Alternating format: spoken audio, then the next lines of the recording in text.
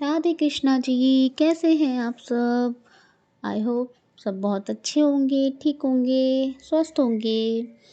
तो आज पाठ शुरू करते हैं और उससे पहले ओम नमो भगवते वासुदेवाय का 11 बार जाप करते हैं। चलिए शुरू करते हैं, तो आप लोग भी कीजिए। ओम नमो भगवते वासुदेवाय। ओम नमो भगवते वासुदेवाय। ओम नमो भगवते वासुदेवाय। ओम नमो भगवते वासुदेवाय। ओम नमो भगवते वासुदेवाय। ओम नमो भगवते वासुदेवाय। ओम नमो भगवते वासुदेवाय। ओम नमो भगवते वासुदेवाय। ओम नमो भगवते वासुदेवाय। ओम नमो भगवते वासुदेवाय। ओम नमो भगवते वासुदेवाय। भगवान श्री कृष्ण चंद्र जी महाराज ने कहा, प्रेतपति यमराज की आज्ञा से धनेश्वर को नरकों के पास ले गया और उनको दिखाते हुए कहने लगा, हे धनेश्वर, इन भयंकर नरकों को देखो, जिनमें कि पापियों को यम के दूत सदा ही दुख देते रहते हैं। यह देखो, यह तप्त वाचुक नामक भयंकर नरक है, जिसमें देह जलने के कारण पापी विलाप कर रहे हैं। भोजन के समय जो प्राणी भूखों को भोजन नहीं देते, वह बार बार नरक में डाले जाते हैं।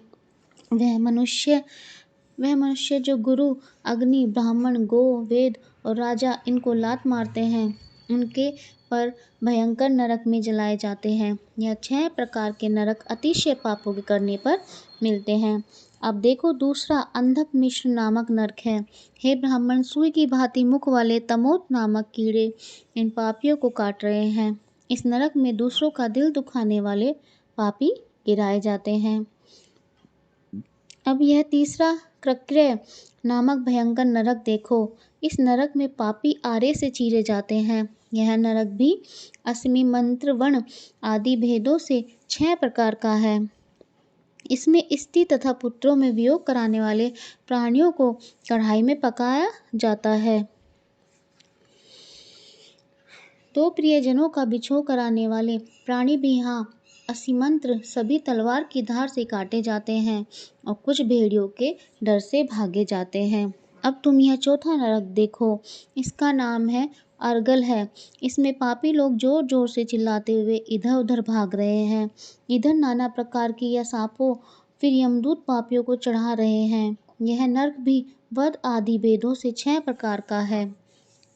और यह देखो, यह कुट्ट शाल्यली नामक 5वां नरक है, जिसमें कि समेट कर लाए अंगारों की भांति कष्ट देने वाले बड़े बड़े कांटे लग रहे हैं। यह भी यातना आदि के भेदों से 6 प्रकार का है। पर स्त्री गमन करने वाले प्राणी इसी नरक में पकाए जाते हैं। देखो, यह उल्मन नामक 6वां नरक है, जिसमें कि सिर नीचे करके पापियों को पकाया जाता है। जो लोग भक्ष्य का विचार नहीं करते, दूसरों की निंदा और चुगली करते हैं, उनको इस नरक में डाला जाता है। देख लो कि यह लोग किस तरह से चिल्ला रहे हैं। दुर्गंध भेद से यह नरक भी 6 प्रकार का है। और यह देखो, 7वां कुंभी पाक नामक नरक है। यह बहुत ही भयंकर है। हे ब्राह्मण, यह भी 6 प्रकार का है। इसमें महापातकी लोगों को पकाया जाता है। इस नरक में हजारों वर्ष तक यातना भोगनी पड़ती है। यही रोरम नरक है। इच्छा रहित जो पाप किए हैं वह सूखे, और इच्छा पूर्वक जो पाप किए जाते हैं वह पाप आर्द्र कहलाते हैं। इस प्रकार शुष्क या आर्द्र भेदों से यह पाप 2 प्रकार के होते हैं। इनके अतिरिक्त और भी पृथक पृथक 84 प्रकार के पाप हैं। पहला अपकीर्ण, दूसरा पाड़ाकते, तीसरा मालिनीकरण, चौथा जाति भ्रंशकरण, 5वां उपाय, 6ठा अतिपाप, 7वां महापाप। यह 7 प्रकार के पातक हैं। जो जीव जैसा कर्म करता है, वह इन 7 नरकों से अपने पाप कर्मों के अनुसार पकाए जाते हैं। तुम्हारा चूंकि कार्तिक व्रत करने वाले प्रभु भक्तों के साथ पर्याप्त मेल जोल रहा है, उसके पुण्य प्रभाव से तुम्हारी नरक यातना दूर हो गई। भगवान श्री कृष्ण चंद्र जी महाराज ने कहा, इस प्रकार प्रेतपति ने धनेश्वर को सब प्रकार नरक दिखलाने के पश्चात यक्ष लोक में ले जाकर उसे वहाँ का राजा बना दिया। वहाँ पर उसका नाम धन्यक्ष हुआ और वह कुबेर जी का सेवक बन गया। बाद में महर्षि विश्वामित्र ने उसके नाम पर तीर्थ बनाया था। हे राजन, कार्तिक मास का व्रत महाफल का दाता है। इसके बराबर कोई दूसरा पुण्य कर्म नहीं। जो कोई यह व्रत करता है तथा व्रत करने वाले का दर्शन करता है, उसे अवश्य मुक्ति मिलती है। सूत जी ने कहा, इतनी कथा सत्यभामा को सुनाकर भगवान श्री कृष्णचंद्र जी महाराज संध्या करने के लिए महल के भीतर चले गए। यह कार्तिक मास का व्रत भगवान विष्णु को अत्यंत प्रिय है तथा भक्ति का प्रदान करने वाला है। रात्रि जागरण, प्रातःकाल का स्नान, तुलसी वट सिंचन, उद्यापन और दीपदान, यह 5 कर्म भगवान विष्णु को प्रसन्न करने वाले हैं, इसलिए इनका पालन करना अवश्य करना चाहिए।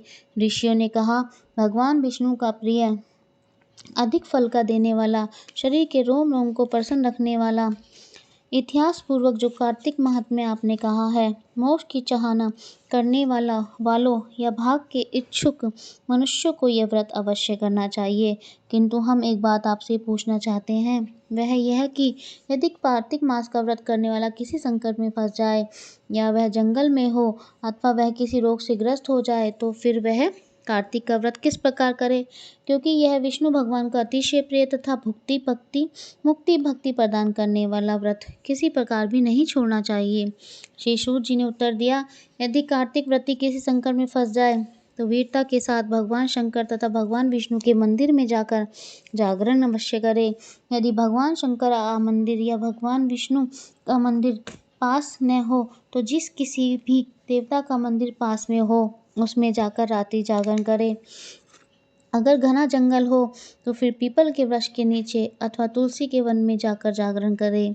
भगवान विष्णु की मूर्ति के सम्मुख बैठकर भगवान विष्णु का कीर्तन करे। ऐसा करने से 1000 गौओं के दान के बराबर फल मिलता है।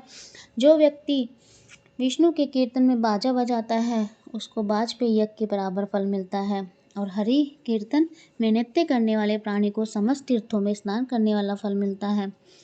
किसी संकट के समय या रोगी हो जाने पर और यदि जल न मिल सके तो केवल भगवान विष्णु के नाम मात्र से मार्जन ही कर लें।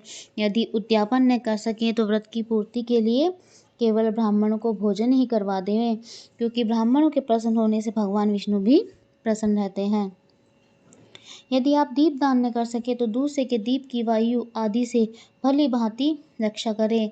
और यदि तुलसी का पौधा पास न हो तो वैष्णव ब्राह्मण की ही पूजा कर लें, क्योंकि भगवान विष्णु सदा अपने भक्तों के निकट ही रहते हैं।